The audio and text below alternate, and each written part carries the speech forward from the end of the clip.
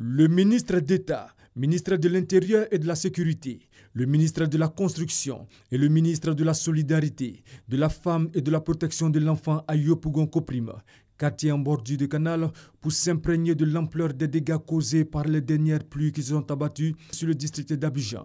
Sur ce pan de 48 habitations, 5 ont été emportés par les eaux, faisant un blessé. En se rendant sur le lieu, la délégation ministérielle a tenu à exprimer la compassion et le réconfort du gouvernement. Il y a eu un blessé, malheureusement. La personne qui a été blessée sera prise en charge entièrement par le gouvernement. Des consignes ont été données, vous avez respecté ces consignes-là.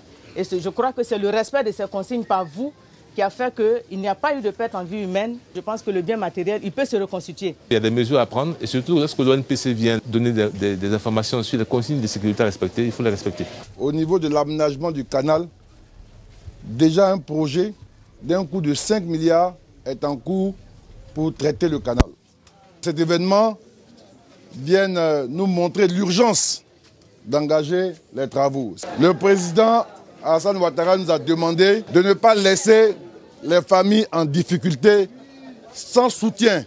Les sinistrés, tout en saluant la présence du gouvernement à leur côté, ont émis des doléances. Nous avons dit qu'il fallait qu'ils nous relogent très rapidement pour leur permettre de faire facilement les travaux.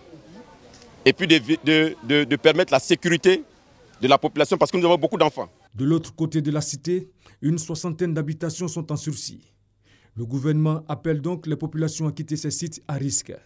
Quand le gouvernement vous dit que cette zone est une zone dangereuse, c'est une zone où il ne faut pas rester, où il ne faut pas construire de façon anarchique, il faut écouter ces paroles-là.